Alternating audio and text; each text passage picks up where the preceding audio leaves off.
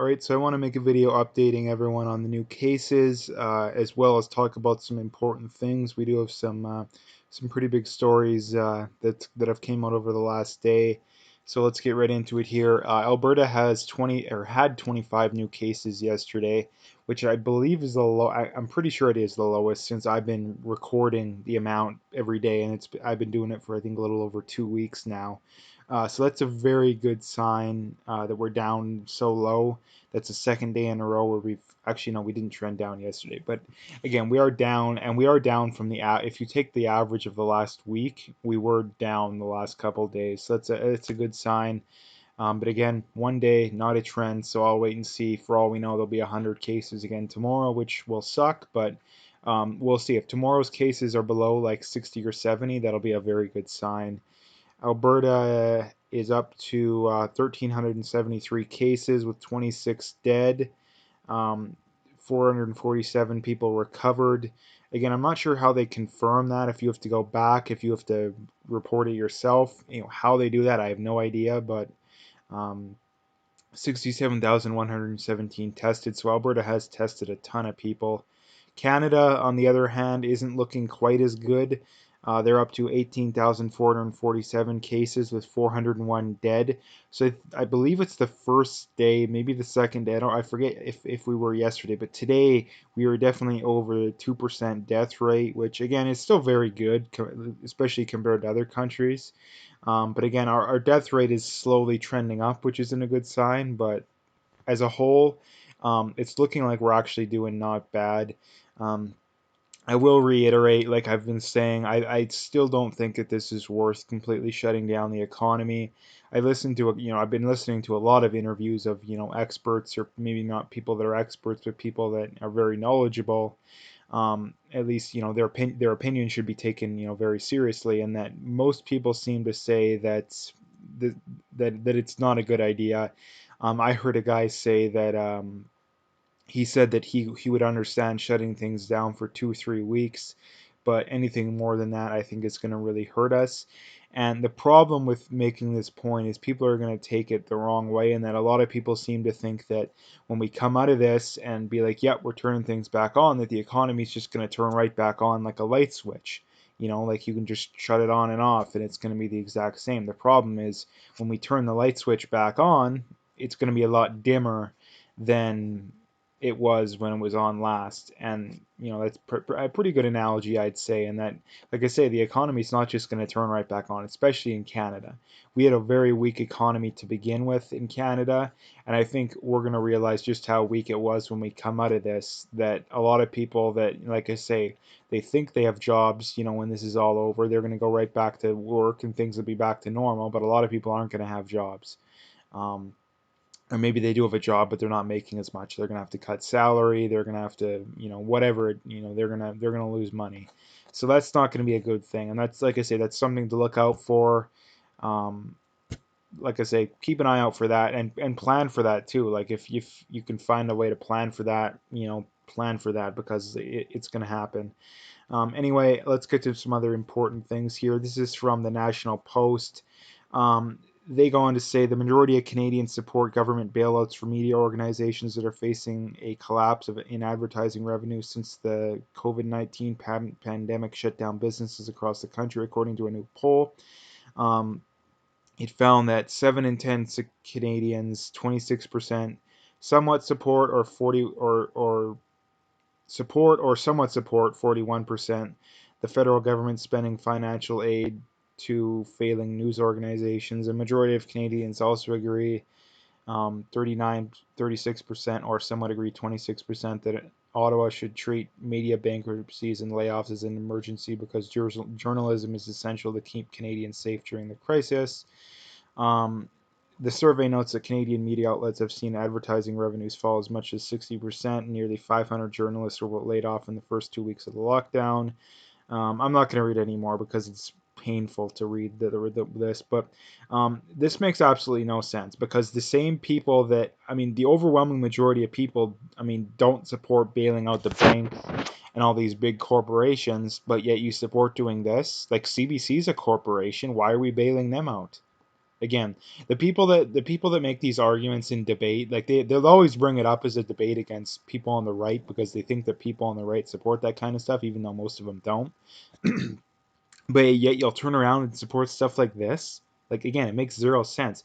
And the problem too is that we have to bail out the banks in our current situation because most people say, okay, well, if you can't afford your rent because you're out of work, you shouldn't have to pay your rent, which means, okay, well, if you're not paying your rent, well, how is someone who is relying on that rental income so they can have an income supposed to pay the mortgage, or pay their bills? Okay, well, then you have to say, okay, well, those people don't have to pay the banks. Well, if the banks aren't making the money off the payments for the mortgage, well, how are they going to make? Okay, so like I say, it's this domino effect that if you support people not paying their rent if they can't support it, you have to support bailing out the banks, which I think is something you don't want to do. But if you're like I say, if you're going to do this idea, okay, well, people don't have to pay their rent if they can't afford it, which they should be able to afford it because there's EI and the CRE or the CERB that should make it so you can afford it. But if let's just say you can't, again, you can't have it both ways, right? I'm just trying to make that point. And again, this is just crazy that if you're a good media organization, you should be able to withstand this kind of stuff. Like, again, doesn't make a whole lot of sense. And like I say, these people that are laid off, why can't they just get the temporary benefit? Again, they're in other words, the government is just going to use this as an excuse to give the CBC and the Toronto Star and all these far left partisan news outlets more money. That's all they're going to use as an excuse for. They'll probably say, "Oh, it's just temporary. It's just temporary," and then a year or two down the road, they'll still be giving them the money. And like I said, how the old saying goes, "There's nothing more permanent than a temporary government program." And, it's unfortunate, but it's true. Like I say, taxes were brought in as it's just a temporary measure. Guess what? 100 years later, we're still paying taxes. All this kind of stuff. So again, watch out. They'll come up with any excuse to keep bailing out these BS media organizations. And again, if they actually cared about this kind of stuff, these news organizations aren't essential. If they were essential, they'd find a way to get by, right? Right? Like, again, doesn't make a whole lot of sense. Um, well, I mean, it does in that they just care about helping out their buddies and all again, which is why they always accuse the when the right helps out oil companies, it's, oh, you're just helping out your buddies. But yet Justin Trudeau gives over $1 billion a year to news outlets that are clearly and blatantly obviously biased in favor of him, and all of a sudden, oh, that's not helping out your buddies. Like, what the hell are you talking about? Like, again, absolutely crazy. Again, the double standard is insane. And again, speaking of double standards, this is from Donald Trump Jr. Now, yesterday in the news, it was big in the States. Basically, this thing where I'll just read his tweet, you'll understand it. The same media that has absolutely no problem with Hunter Biden taking 1.5 billion directly from the Chinese government has a problem that Donald Trump may own $99 of a stock through a mutual fund that happens to make a drug he's hoping he could work fight against the pandemic. Again, Donald Trump is worth billions of dollars, and yet we have a media that's worried that Donald Trump is going to make an extra 10 or 20 bucks in interest on a through a mutual fund that happens to make a drug that he's hopeful could work. Again, this is just the media is digging so deep to try and come up with stuff to go after Trump for. It's like they've dug through the entire bottom, and like they're digging in they've dug through the earth. Like, again, like I said, the double standard is absolutely palpable, like absolutely insane. Um, and this is just all the more evidence that for all the people that are anti-Trump, or I mean, a lot of people are skeptical of Trump, but maybe they're not pro-Trump or they're not necessarily anti-Trump. This is just more evidence that Trump really is actually not that bad, and I would say actually error on he's actually pretty good. And in some ways, there's definitely a lot of criticisms, but if this is the best criticism, like this is what I always bring up too, like there's tons of people that come up with these stupid BS, mostly just troll comments. That if I actually had something that I was doing wrong, if I had things that I've brought up that I was wrong about, they would point that out. They wouldn't have this BS troll, all the stuff that they come up with. It's the same thing with Trump. That if they had a realistic thing to point out to use against him, they would have done it. but yet this is the best they got. Like, this is the best they got. This is the equivalent of, a kid stealing a candy bar and you bringing it up down the road that, oh, he's a terror, in a, if he's running for, let's just say Donald Trump, or even Justin Trudeau for that example. Like, let's take Justin Trudeau because it'll make more sense. You know, if it comes out that Justin Trudeau stole a candy bar as a kid, or maybe a couple candy bars, and the next conservative guy has evidence of that, and in the debate he brings it up, people are gonna laugh, and rightfully so, because if that's the best you got, like that's the best you got, he stole a candy bar. Like that's basically the equivalent here. And like I said, I just wanted to bring that up because it's absolutely insane. And a lot of Canadians are completely asleep at the wheel when it comes to America. Like even like I say, a lot of right wingers, more moderate Canadians that I've talked to, they're full on Trump derangement syndrome. He's the worst thing in the world. When objectively, he's way better than what we have. And he, like I said, I think he's even better than Stephen Harper too. Like Stephen Harper was meh at best. I mean, way better than Justin Trudeau, but Trump is definitely better. Um, yes, so yesterday Trump put a hold on giving money to the World Health Organization, which again, even more reason to support Trump. Like he was, I was starting to lose faith in him for a while there, and over the last couple of days, especially doing stuff like this is very very encouraging. And I mean, I would look for Justin Trudeau to. I wouldn't surprise me if he would, give a bunch of taxpayer money to the World Health Organization, or and then this guy's comments said, "Good, now do the UN too." It wouldn't surprise me, all that kind of stuff. Like Justin Trudeau loves giving our money away for BS causes that I don't think the overwhelming majority of people don't agree with. Yet no one criticizes him, which again is a whole other story, but whatever. But like I say, this is a very good sign, and let's hope the World Health Organization goes belly up because they deserve it.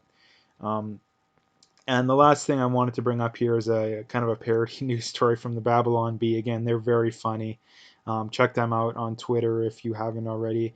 They go on to say, liberal treated with hydroxychloroquine hopes he still dies of COVID-19 to prove Trump is stupid.